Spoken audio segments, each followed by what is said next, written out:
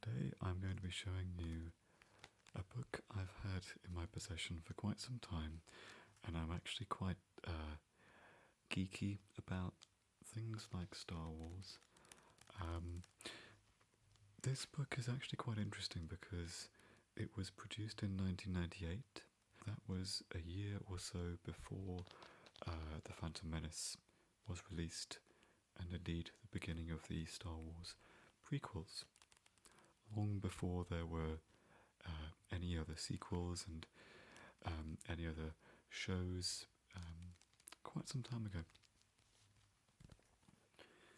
So what I'm going to be showing you today, while we do some tapping and whispering and soft speaking, is looking through this Star Wars encyclopedia. The Star Wars encyclopedia.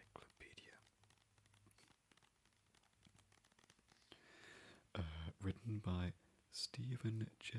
Sansweet. Stephen J. Sansweet. Stephen J. Sansweet. And I hope you enjoy it. This is just going to be a bit of a chill out session. I'm going to be reading you a few little extracts here and there, and try not to make too much noise with my wicker chair that seems to rustle every time I move. There'll be some whispering and soft speaking ear to ear, and I hope you enjoy it, so let's get stuck in. So first of all,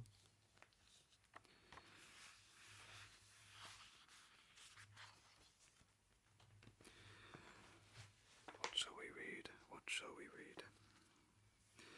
The first thing I think that comes to mind, from my perspective, is that this is where books beat the internet, because the thing with the internet is that stuff appears, information that can then be taken off. Stuff like this that's written in books, you can keep it forever. And that's what I've done, because this will probably contain a lot of things that have now since been, I guess, cancelled out because of, I don't know, the expanded universe and the sequel films, the prequel films, and since Disney took over Star Wars. So let's have a look. So, there is a timeline of key events,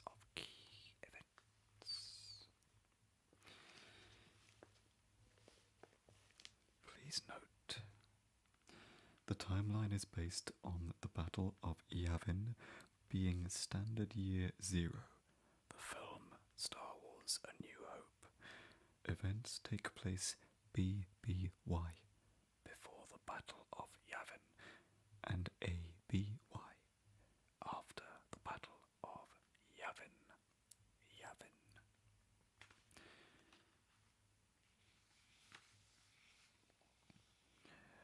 In 896 BBY, Jedi Master Yoda is born. I think even people that don't know Star Wars know about Yoda. In 200 BBY, the Wookiee Chewbacca is born on the planet Kashyyyk.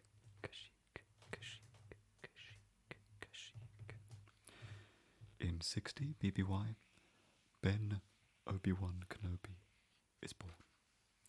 41 BBY, Anakin Skywalker is born.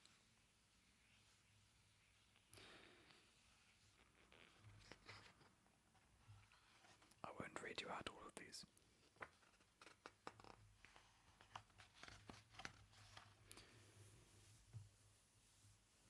All these abbreviations. And here we go. Star Wars Encyclopedia, let's get stuck in.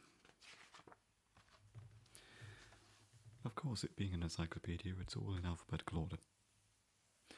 And it's got some lovely pictures as well. Lovely pictures, that's what we watch ASMR for.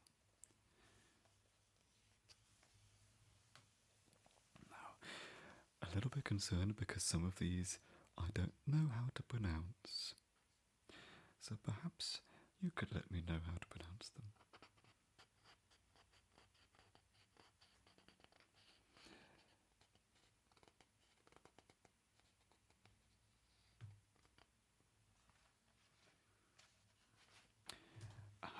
So, a few of you will recognise this chap. It's a trap. It's a trap. It's a trap. It's a trap. Admiral Akbar. Born on the watery world of Mon Calamari, Akbar has risen from humble beginnings to become a renowned military strategist. His championing of the Rebel Alliance, after conquering his own inbred caution, played a major role in the Rebels' defeat of Imperial forces during the Galactic Civil War.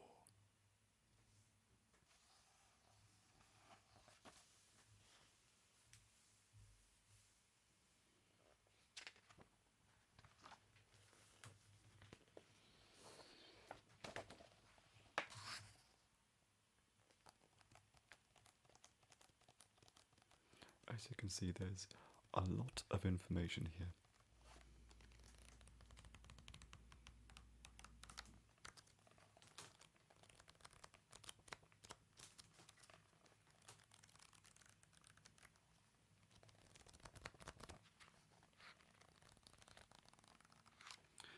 I know quite a few of you like the way I do my longer videos with in the trade, it's called a B-roll of additional footage that I put alongside the original footage. And I do enjoy doing that. It gives you, I think, far better access into what I've got in front of me here. And it also gives me an opportunity to be all sort of artsy with camera angles and zooms and focuses and things. So, I think this is really, really cool because it gives you all these details about the Star Wars universe that actually you don't hear about in the films.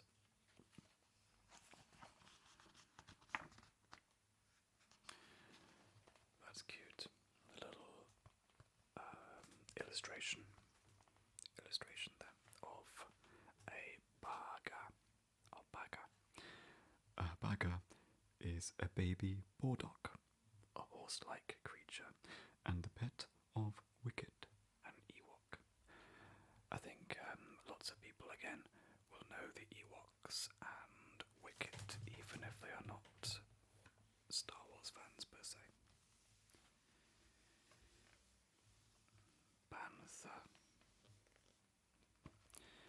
Bantha, a large four-legged beast of burden, found on Tatooine and elsewhere. These creatures have adapted to a variety of climates and terrain. Wild herds still roam some planets.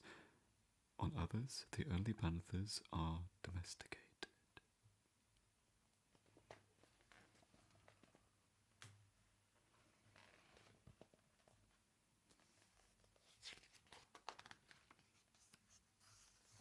There are some quite funny names in here.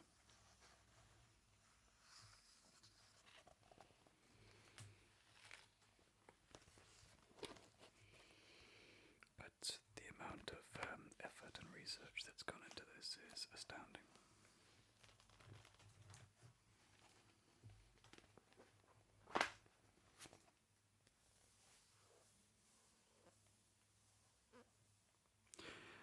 This is interesting here. Bast or Bast Castle.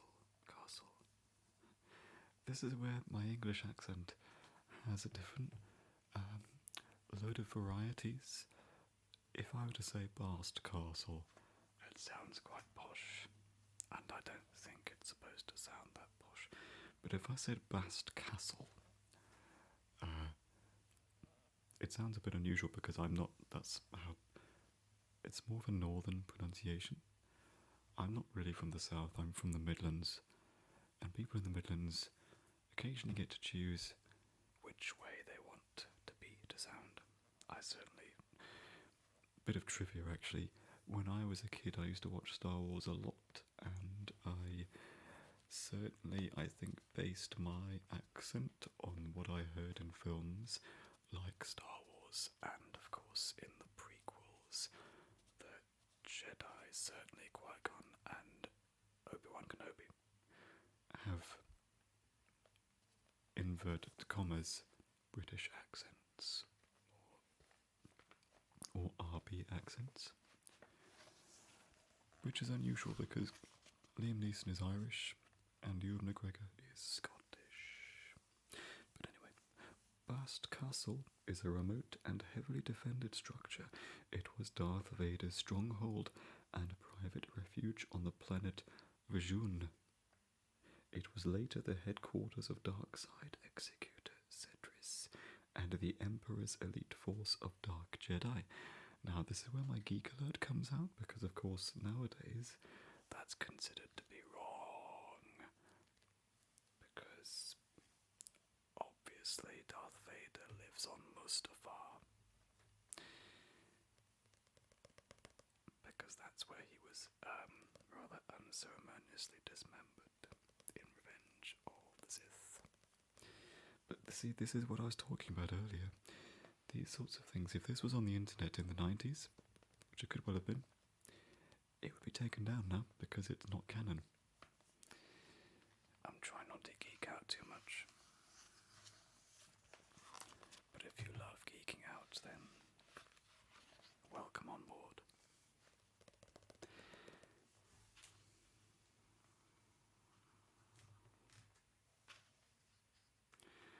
Baker's Canyon. The Tatooine Valley, formed by the confluence of at least 3 rivers millions of years earlier, was Luke Skywalker's training ground. Here, he and his friends pushed their flying skills by racing skyhoppers through deep and twisted alleys, sometimes engaging in mock dogfights. Skywalker often hunted womp rats while flying his T-16 full out.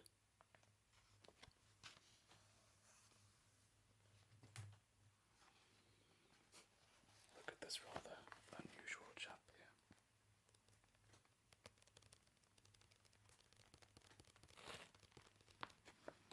You've got some extra noises here because my beard is also scratching the cover, or the sleeve. So there are all these characters. Of course, some of them are recognisable, but some of them less so.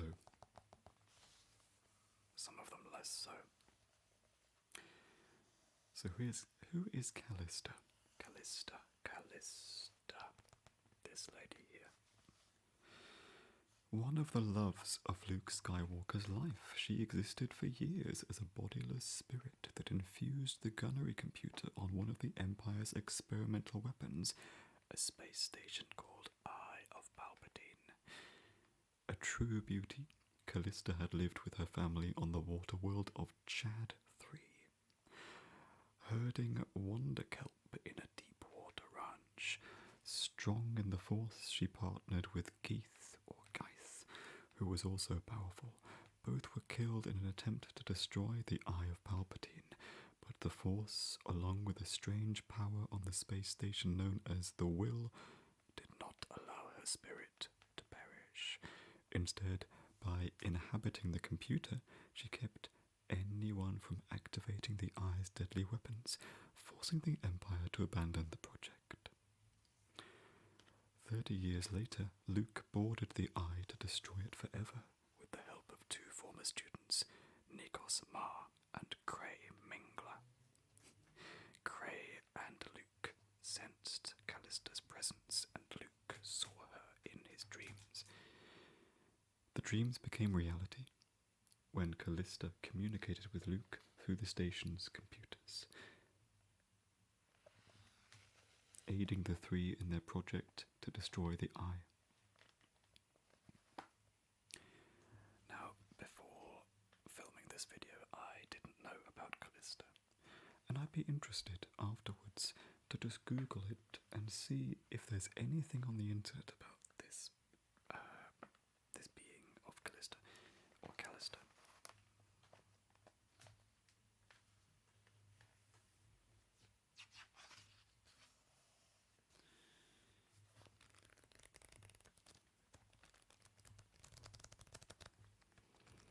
Perhaps let me know in the comments your feelings on Star Wars.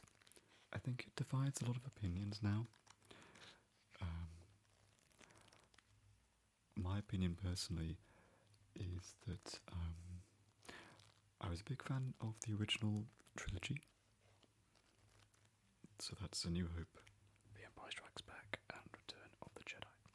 I grew up on those, and then I became even more a fan in the prequel trilogy. That's The Phantom Menace, Attack of the Clones, and Revenge of the Sith. And then I don't know how much I can go into about the sequel trilogy, because the sequel trilogy is quite often bashed. I really like The Force Awakens. Yes, The Force Awakens I thought was a real return to form. It allowed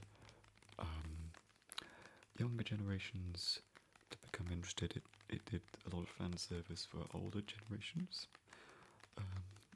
And I think it was a really good way of bringing it all back, because the prequels were also kind of slammed for various reasons, and now I think people like the prequels more because, in comparison to the sequel trilogy, they are seen as quite meme-tastic and actually weren't quite as bad as all that. Recently started watching Mandalorian. I haven't finished it yet, but I think that's good. Then the idea is to work through the animated series, because I've not seen any of those yet. Let's carry on.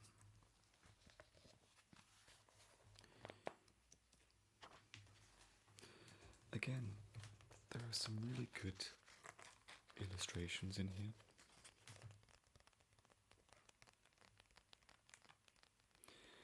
And just so much detail and depth.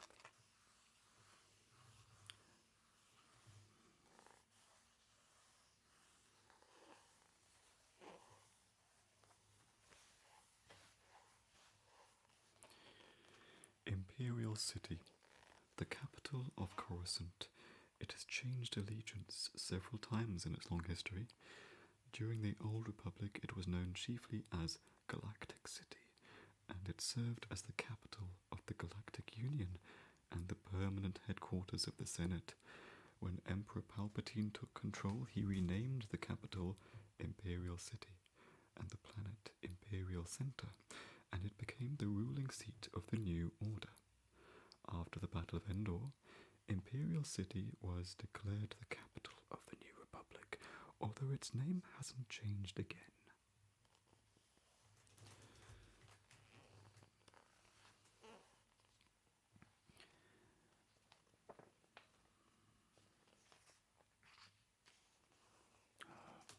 We all know who this chap is, don't we?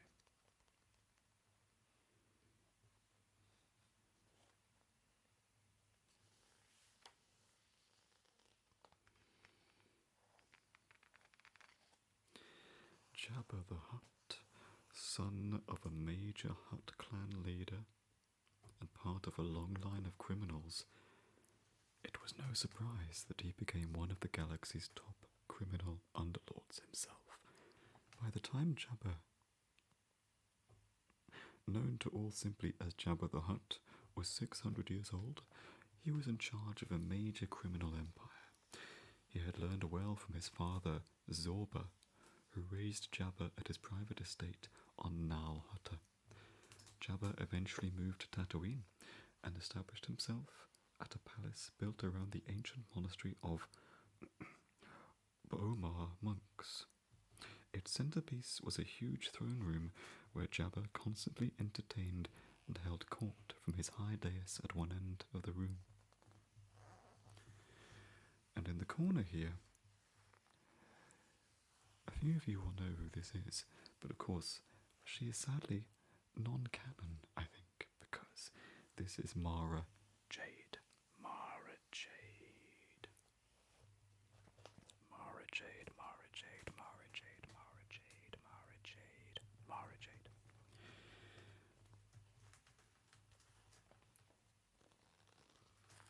Mara Jade.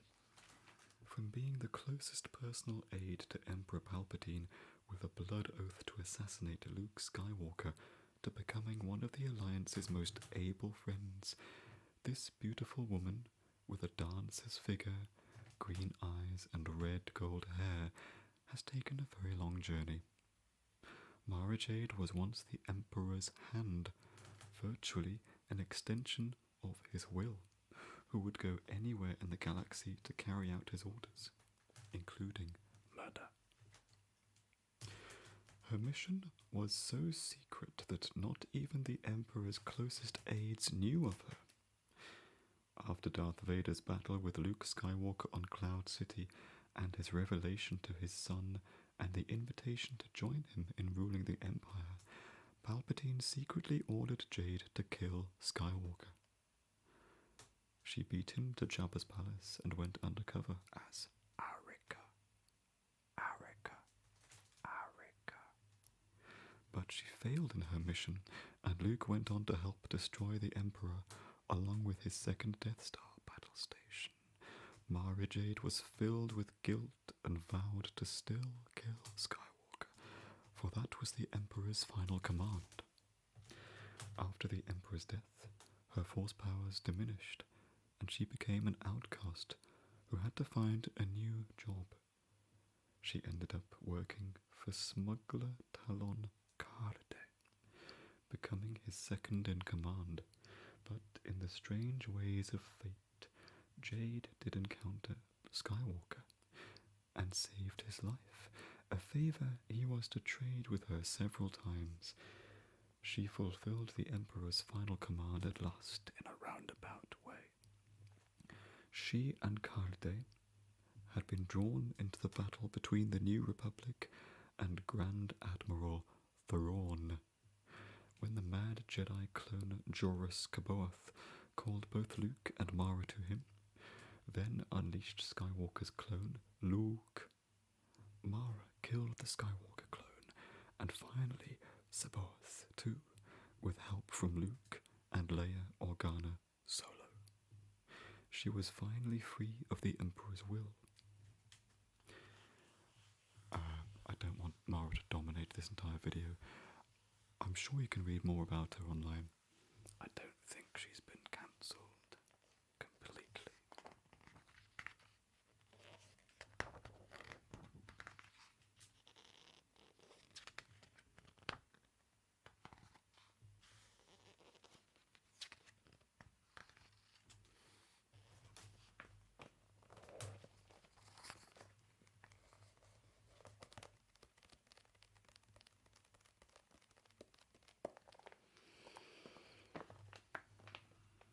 I feel quite lucky to have this book. I'm not sure how easy it is to actually get a copy of this anymore. As we're discovering, there's a lot of stuff that doesn't seem to make much sense anymore. Sorry, Stephen.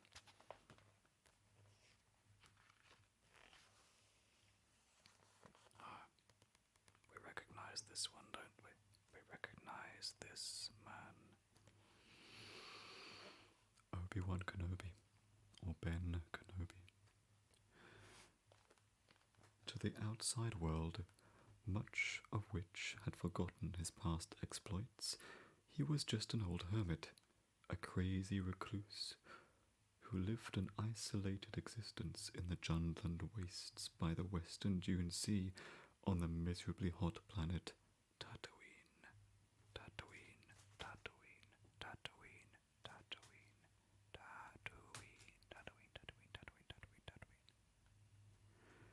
But in reality, old Ben Kenobi was once known widely as Obi-Wan Kenobi, a powerful and respected Jedi Knight and a heroic general who served in the Clone Wars.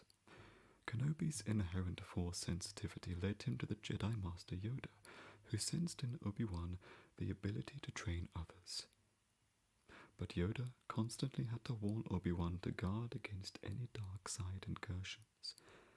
During the Clone Wars, Kenobi became a general and fought alongside Bail Organa of Alderaan. The two became lifelong friends. Kenobi also befriended a youngster named Anakin Skywalker, who was strong in the Force. Obi-Wan took on Skywalker's training himself, but through his lack of experience as a teacher and his proud refusal to seek help or advice, combined with Skywalker's strong will, Kenobi failed to see how Anakin was being lured closer and closer to the dark side of the Force. When Kenobi finally realized the error of his ways and tried to turn Skywalker back to the light side, the only result was a ferocious lightsaber battle. The records are hazy, but it appears that Skywalker may have tumbled into a pit of molten lava and emerged half dead, a scarred Hulk who couldn't breathe on his own. At that point, psychologically at least, he was transformed into Darth Vader, the Dark Lord of the Sith, although that transformation was known only to a select few. Sorry, I had to look over at the screen to check it was still recording. Vader teamed up with self-proclaimed Emperor Palpatine to help spread the New Order and its reign of terror to the farthest reaches of the galaxy. Now, a lot of that is absolutely not canon anymore. But I remember reading this as a kid, thinking, oh right, that's how Anakin became Darth Vader. But it seems that there's been a little bit of retconning. I say a little bit. There's been a fair amount of retconning and changing of canon and lore and stories. And I think people just sort of forgot that there was a lot of this stuff in existence that explained all these sorts of things. I think that's quite fascinating.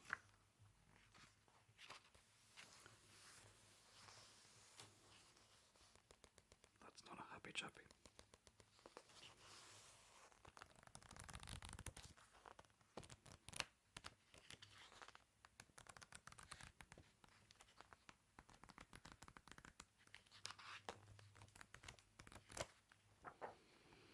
I'm trying to be as inventive as I can with which side I speak into the mic.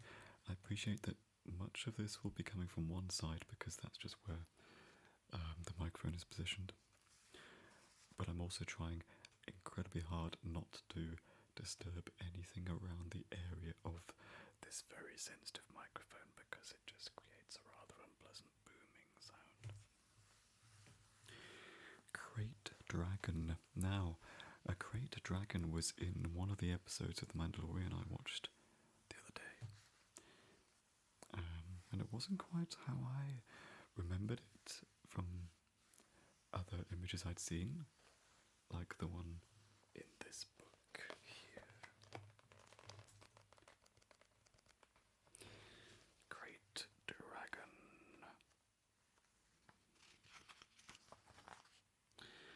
Large and vicious meat-eating reptiles, they live mainly in the mountains surrounding the Jandan wastes on the desert planet of Tatooine. Krayt dragons continue to grow throughout their lifetimes and do not become weaker with age. Their skin is yellowish-brown and they have 3 huge horns on their heads. They walk on 4 squat legs. Their gizzards hold incredibly valuable and beautiful dragon pearls.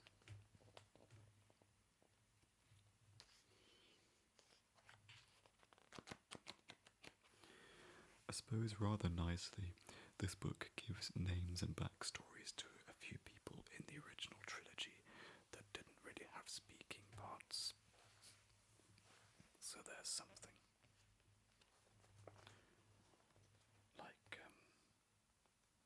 Like this chap here.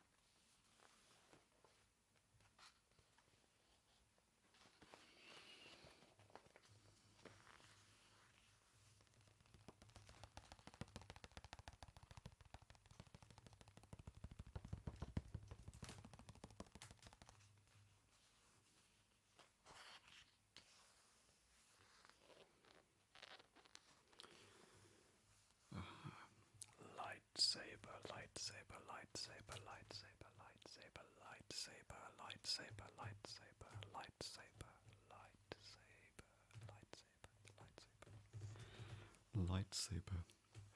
The powerful yet elegant weapon of the Jedi Knights for thousands of years. These swords of power use blades of pure energy to cut through nearly any animate or inanimate object. By tradition, most lightsabers are built by their users as part of their Jedi training. They can be built in a few days, if there is an emergency, or take up to a month or more to construct and fine-tune. Seemingly simple in design, a lightsaber has a handle about 24 to 30 centimeters long that is usually hung from a belt.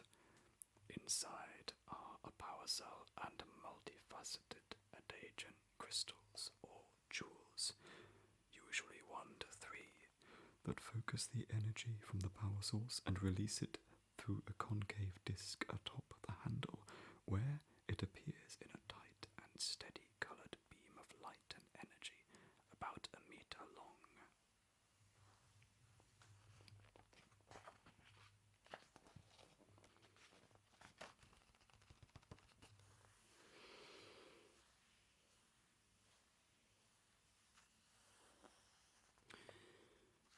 Meditation chamber.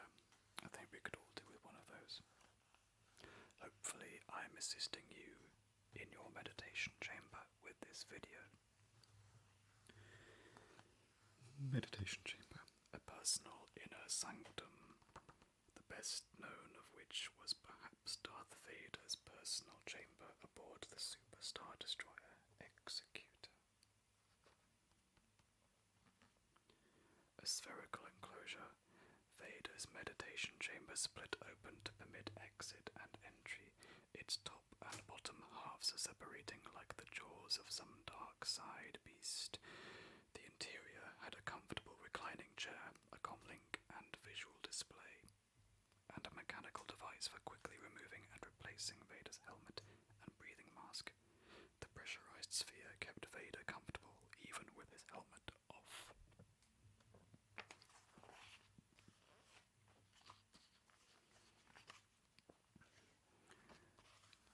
And my right arm is going to be incredibly hench after this because I'm holding quite a heavy book.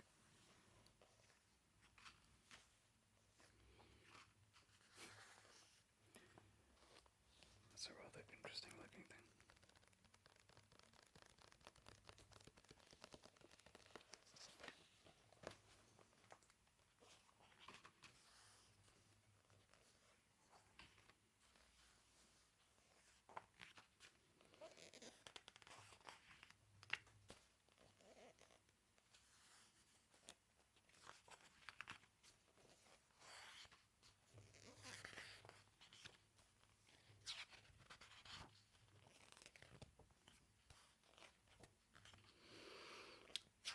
There's just so much in here.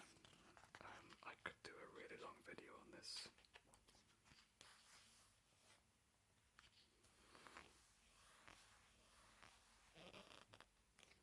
Longer than this one, I mean.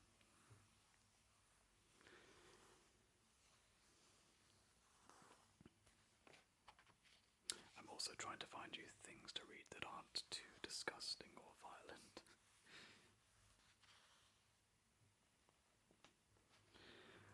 Selonia, Selonia, Selonia. Selonia. One of the 5 inhabited worlds in the Corellian system, it has clear blue skies and a surface composed of hundreds of islands separated by innumerable seas, inlets, and bays. Beneath the surface of Selonia is a powerful planetary repulsor used in ancient times to transport the planet into its current orbit from an unknown location. Selonians are a hive species with thick tails, sleek fur, long faces, and needle-sharp teeth. They live together in genetically related dens.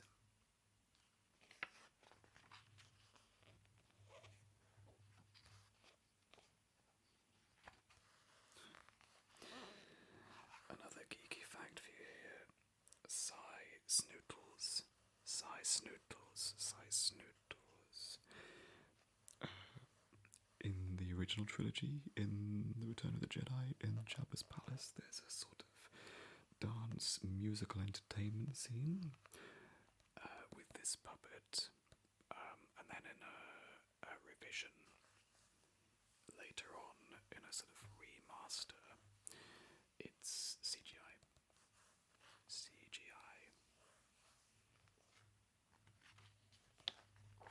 And a completely different song. Just like at the end of Return of the Jedi, it's a completely different song from the original. And I think I prefer the new one, but don't roast me in the comments.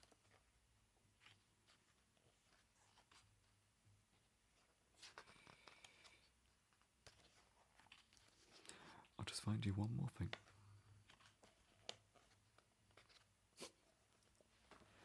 Of course, TIE Fighter. TIE Fighter. Get a load of that.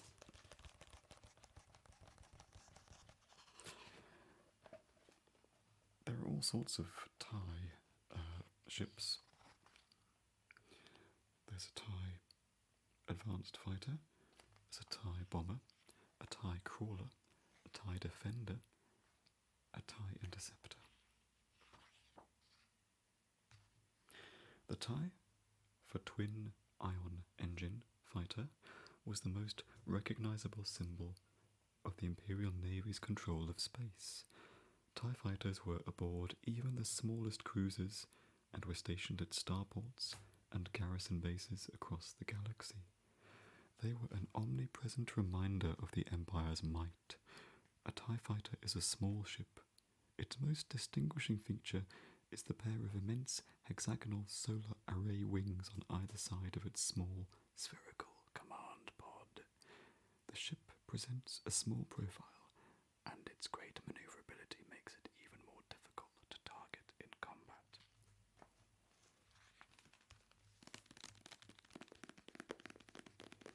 I'm just going to finish you off now with some tapping.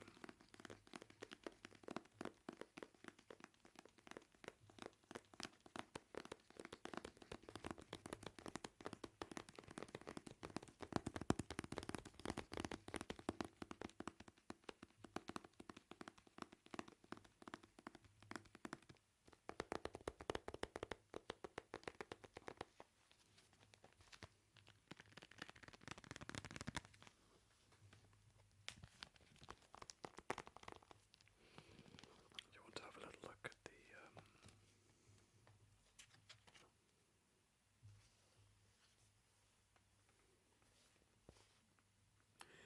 to George Lucas for inspiring creativity in an entire generation, and to the Star Wars generation itself for providing so many friends in the Force. On that note, I will leave you and wish you all the very best. Do please subscribe